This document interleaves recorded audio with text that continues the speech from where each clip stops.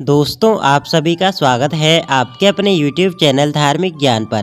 आज की इस वीडियो में हम आप सभी के लिए बताने जा रहे हैं कि आखिरकार राम मंदिर बनने के कारण पूरे भारतवर्ष में इतनी खुशी का माहौल क्यों है और पूरे भारतवर्ष में इतना जश्न क्यों मनाया जा रहा है। आखिरकार 500 साल पहले क्या हुआ था राम मंदिर के साथ, चलिए जानते हैं आज की इस वीडियो में। अगर आप भी एक श्री राम भक्त हो तो इस वीडियो को अंत तक देखना। 30 अक्टूबर 1990 की तारीख बड़ी खास और दुखद है। इस दिन अयोध्या में कर्फ्यू लागू था।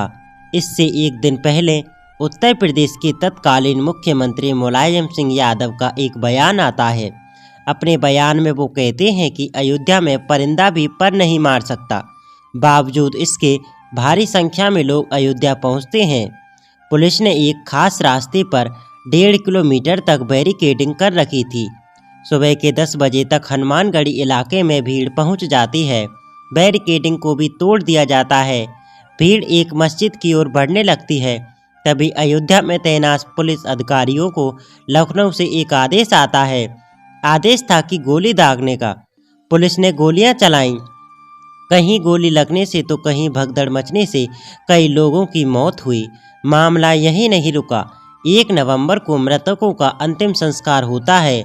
2 नवंबर को लोगों की भीड़ फिर से हनुमानगढ़ी के पास मौजूद संकरी सी गली से होते हुए मस्जिद की तरफ बढ़ती है।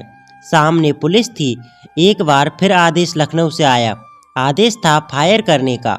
2 नवंबर 1990 को फिर पुलिस ने गोलीबारी की। फिर कई लोगों की मौत हुई। ये कहानी कोई आम कहानी नहीं बल्कि इतिहास में दर्ज वो कहानी है जिसने सबसे ज़्यादा समय तक विवादों का सामना किया, जिसे हम बाबरी मस्जिद या राम जन्मभूमि विवाद के नाम से जानते हैं। बता दें कि इस कहानी को हम 4 चरणों में बताएंगे, क्योंकि इस कहानी को समझने का इससे बेहतर तरीका कोई हो ही नहीं सकता। अब जानते हैं 1528 से 1947 के बीच क्या हुआ, क्या है इसके पीछे का विवाद। इस कहानी की शुरुआत होती है 1528 से। इस समय तक बाबर ने दिल्ली पर कब्जा कर लिया और देश में मुगल साम्राज्य की नींव पड़ गई थी। इतिहासकारों की माने तो बाबर के कमांडर यानी कि सेनापति मीर बाकी ने बाबर के आदेश के बाद अयोध्या में राम मंदिर को तुड़वा दिया। इसके बाद वहां एक मस्जिद बनाई। मस्जिद का नाम रखा बाबरी मस्जिद। 1528 में मस्जिद बनाई गई या नहीं इसका कोई ऐतिहासिक प्रमाण नहीं है। आईने अकबरी हो या बाबरनामा, दोनों में ही इसका जिक्र नहीं मिलता। तुलसीदास ने 1574 में रामचरितमानस का अवधी में अनुवाद किया। इस किताब में भी बाबरी मस्जिद का उल्लेख नहीं मिलता।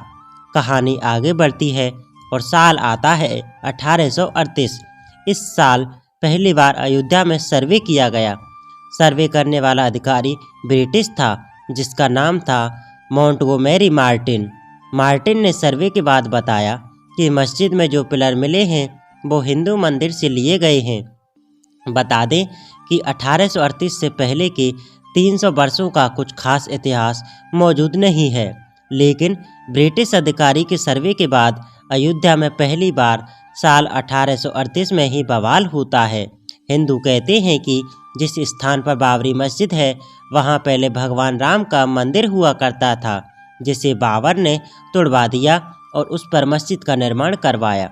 साल 1853 आता है और पहली बार अयोध्या में दंगा होता है। इसके बाद 1857 में हनुमानगढ़ी के महंत ने मस्जिद के आंगन के पूर्वी हिस्से में एक चबूतरा बनाया। इसी चबूतरे को राम चबूतरा कहा गया। इसी स्थान को राम जन्मभूमि भी कहा गया।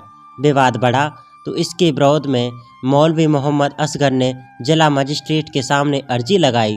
पहली बार साल 1859 में मजिस्ट्रेट के आदेश के बाद मस्जिद में एक दीवार खड़ी कर दी जाती है। इस तरह भीतरी हिस्से में मुसलमानों को इबादत और बाहरी हिस्से में हिंदुओं को पूजा करने की अनुमति मिली। अब साल आता है 1885। निर्मोही अखाड़ा के महंत रघुवीर दास ने राम चबूतरे की कानून हक लेने के लिए एक कोर्ट में अर्जी डाली। इस जगह उन्होंने राम मंदिर बनाने को लेकर कोर्ट से मांग की। इस याचिका में चबूतरे वाले स्थान को ही राम जन्मभूमि बताया गया था।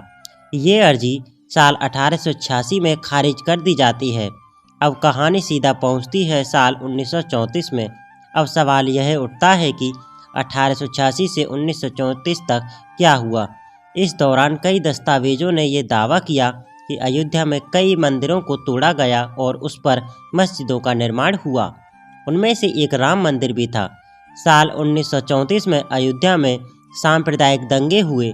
लोगों ने बाबरी मस्जिद के कुछ हिस्से को ढहा दिया। मस्जिद के टूटे हुए हिस्से को अंग्रेजों ने ठीक कराया। साल 1944 में वक्फ बोर्ड की तरफ मस्जिद को सुन्नी प्रॉपर्टी घोषित कर दी जाती है। सुन्नी प्रॉपर्टी इसलिए क्योंकि बाबर सुन्नी मुसलमान था। 1947 से 1980 के बीच आखिरकार ऐसा क्या हुआ। साल 1947 में देश आज़ाद हुआ। बंटवारे का जख्म ताज़ा था। हिंदू और मुसलमानों के बीच नफरत इस समय पक्के तौर पर थी। आज़ादी के बाद राम मंदिर की मांग जोर पकड़ती है। दिसंबर 1949 में अयोध्या में 9 दिनों के रामचरितमानस का पाठ का आयोजन किया जाता है। इस आयोजन में गोरखनाथ मंदिर के महंत दिग्विजयनाथ भी शामिल थे। 22 और 23 दिसंबर की रात मस्जिद में भगवान राम की मूर्तियां मिलती हैं। आरोप हिंदुओं पर लगता है। कहा गया कि उन्होंने मूर्तियों को विवादित स्थान पर रखा। 23 दिसंबर की सुबह मस्जिद में रामलला की पूजा शुरू हो जाती है। हिंदू वहां पूजा और दर्शन करने पहुंचते हैं तो मुसलिम वहां विरोध करने पहुंचते हैं। मामला फिर कोर्ट में पहुंचता है। ये वो समय था जब देश में संविधान लागू नहीं हुआ था। संविधान की धर्मनिरपेक्षता अब तक तय नहीं की जा सकी थी। इस दौरान प्रधानमंत्री जवाहरलाल नेहरू ने बयान दिया और कहा कि जो हुआ वह गलत हुआ। किसी भी धार्मिक स्थान को कोई हत्या नहीं सकता। एक किस्सा है नेहरू और उस समय के फैजाबाद के जिला अधिकारी के नायर का। दरअसल नेहरू के नायर को खत लिखते हैं। वो मस्जिद से मूर्ति हटाने और पहले जैसी यथास्थिति बनाने का आदेश देते हैं। के नायर इस आदेश को नकार देते हैं। अपने खत में वो नेहरू को जवाब देते हुए लिखते हैं कि यहाँ स्थिति गंभीर है, दंगे या हिंसा हो सकती है। नायर के खत को पढ़ने के बाद नेहरू फिर एक खत लिखते हैं। यह चिट्ठी नायर के पास 27 दिसंबर 1949 को आती है। नेहरू लिखते हैं, आदेश का पालन किया जाए और यथास्थिति बनाई जाए। इसके जवाब में के नायर ने नेहरू को खत लिखकर सुझाव दिया, जिसमें उन्होंने कहा कि इस मामले को अदालत को दे दिया जाए। जब तक अदालत का फैसला नहीं आता तब तक मस्जिद में रखी गई मूर्ति के वहां एक जालीनुमा गेट लगा दिया जाए। नेहरू ने इस सुझाव को स्वीकार कर दिया। इसके बाद मामला कोर्ट तक पहुंचा। 29 दिसंबर 1949 को कोर्ट ने बाबरी मस्जिद को पहली बार विवादित स्थल घोषित किया। इसी के बाद से बाबरी मस्जिद के लिए विवादित ढांचा जैसे शब्दों का प्रयोग होने लगा। कोर्ट के आदेश के बाद मस्जिद के बाहर ताला लग गया। 16 जनवरी 1950 को गोपाल सिंह विशारद सिविल केस फाइल करते हैं। वो कोर्ट से मांग करते हैं कि हिंदुओं को पूजा की अनुमति दी जाए और मूर्तियों को उस जगह से न हटाया जाए, लेकिन कोर्ट ने इस अपील को खारिज कर दिया। साल 1959 में निर्मोही अखाड़ा एक बार फिर पिक्चर में आता है। निर्मोही अखाड़ा कोर्ट पहुंचता है। अखाड़े ने इस बार केवल चबूतरे की ही नहीं बल्कि पूरे 2.77 एकड़ जमीन का हक कोर्ट से मांगा। इसके 2 साल बाद सुन्नी वक्फ बोर्ड ने भी कोर्ट में केस दायर किया। वक्फ ने मुस्लिमों का पक्ष रखते हुए केस फाइल किया और कहा कि यहाँ पहले मस्जिद थी और अब भी मस्जिद है। इसके बाद अगले 20 से 25 साल तक कोर्ट में केस चलता रहा। 1980 से 1990 के बीच आखिरकार इस समय क्या हुआ। अब साल आ गया 1980 का।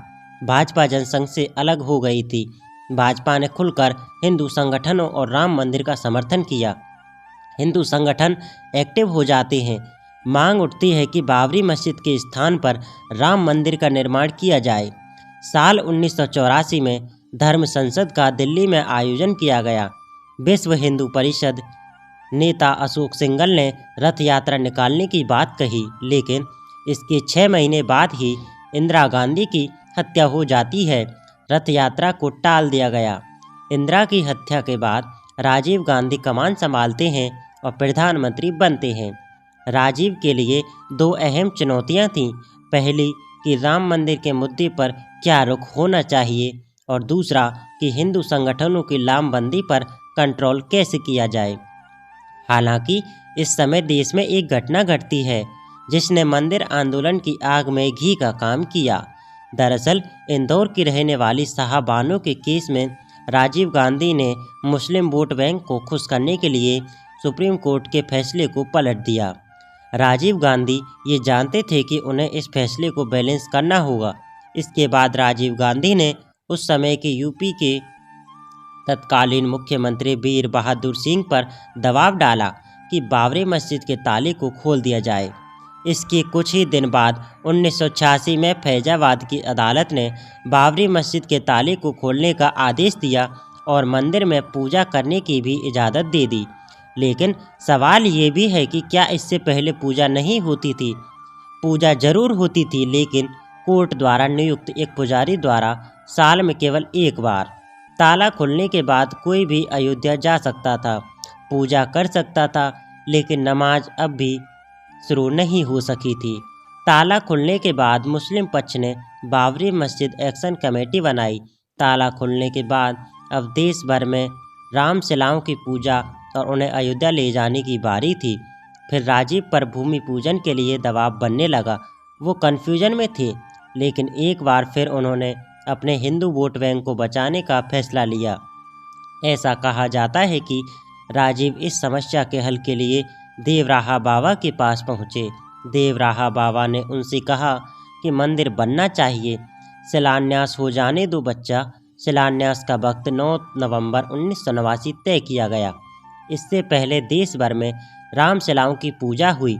सांप्रदायिक तनाव भी बढ़ा, कई जगहों पर दंगे हुए, सैकड़ों लोग मारे गए। 9 नवंबर को विहिप ने विवादित स्थल के पास राम मंदिर की नींव रख दी और मंदिर निर्माण के लिए अभियान तेज कर दिया। कहते हैं कि यह पहली बार था जब सरकार को आभास हुआ कि बाबरी मस्जिद गिराई जा सकती है। साल 1989 चुनावी साल था। वोट बैंक की राजनीति जोरों पर थी।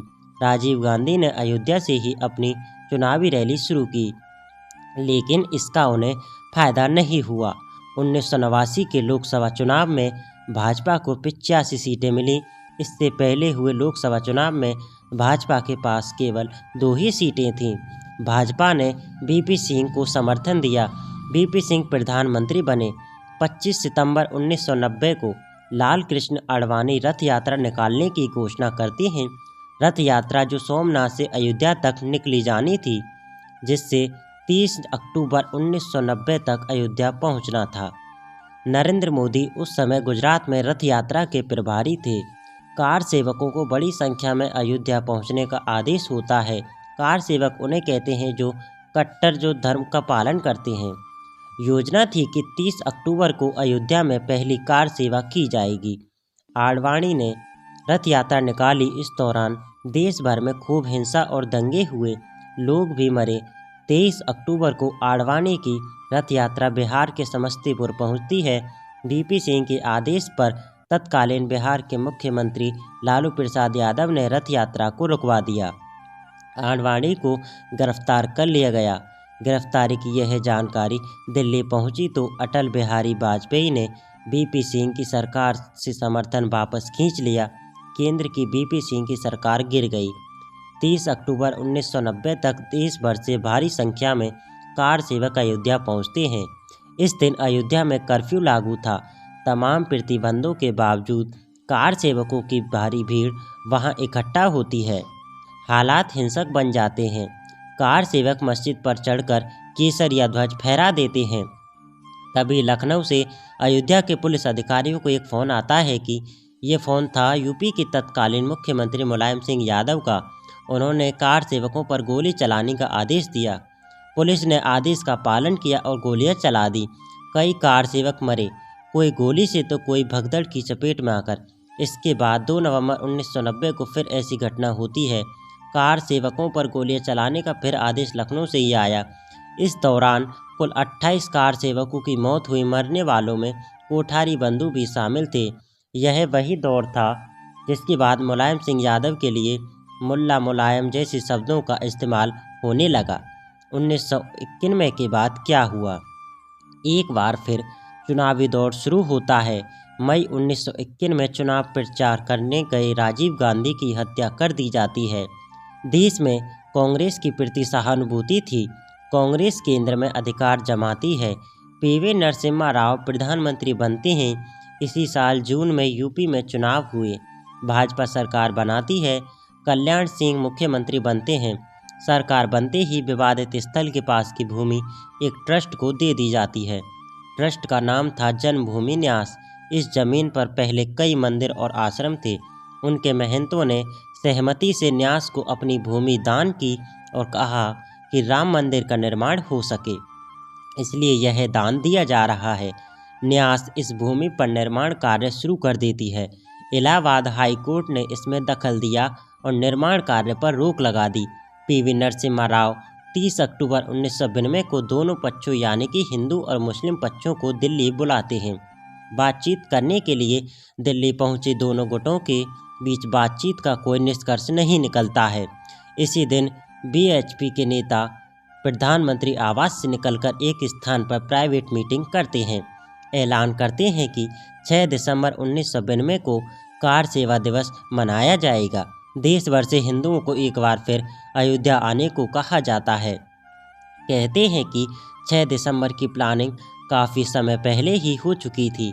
एक बात यह भी सामने आती है कि 6 दिसंबर से पहले 5 दिसंबर को मस्जिद गिराने का रिहर्सल किया गया था। 6 दिसंबर 1992 को अयोध्या में लगभग 2 लाख कार सेवक पहुँच चुके थे। ये कार सेवक मस्जिद की तरफ बढ़ते हैं। भीड़ ने मस्जिद को गिरा दिया। पहला गुंबद 2 बजे तक, दूसरा गुंबद 3:30 बजे तक और तीसरा गुंबद 5 बजे तक गिरा दिया जाता है। वहाँ रामलला के लिए एक छोटे मंदिर को तैयार किया जाता है। रामलला उसमें विराजमान होते हैं। मुलायम सिंह की तरफ तत्कालीन मुख्यमंत्री कल्याण सिंह ने कोई सख्त एक्शन नहीं लिया, बल का भी प्रयोग नहीं किया। जब मस्जिद गिरी तो बीएचपी और भाजपा के कई नेता वहां मंच पर मौजूद थे। वो कार्यकर्ताओं और कार सेवकों से संयम बरतने की अपील करते हैं।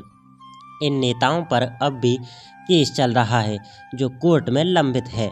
6 दिसंबर की शाम 6 बजे तक यूपी में राष्ट्रपति शासन लागू कर दिया जाता है। कल्याण सिंह का इस्तीफा पहले से तैयार था, वो इस्तीफा दे देते हैं। 7 दिसंबर को पीवी नरसिम्हा राव संसद में बयान देते हैं और कहते हैं कि मस्जिद को गिराना बर्बर कार्य था। बाबरी मस्जिद गिरने के बाद अगले कुछ समय तक मामला शांत रहता है।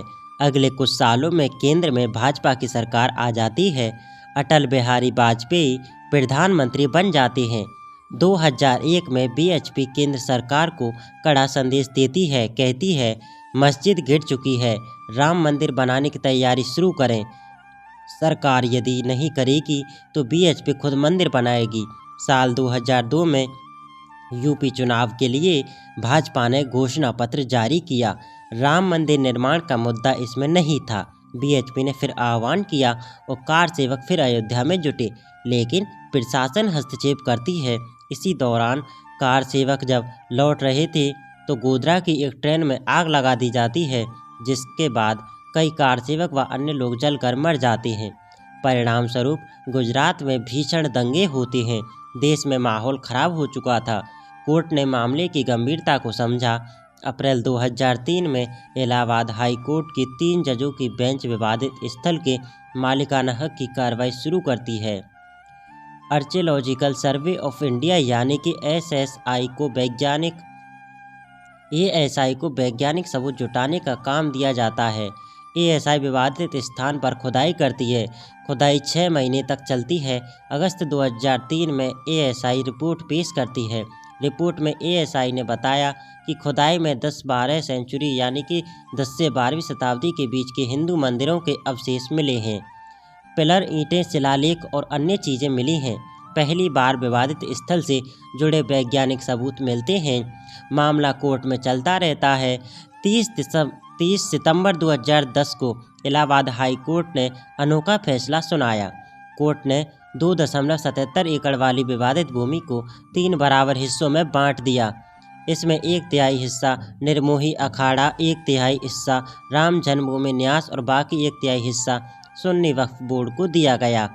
इस फैसले से तीनों ही नाखुश थे।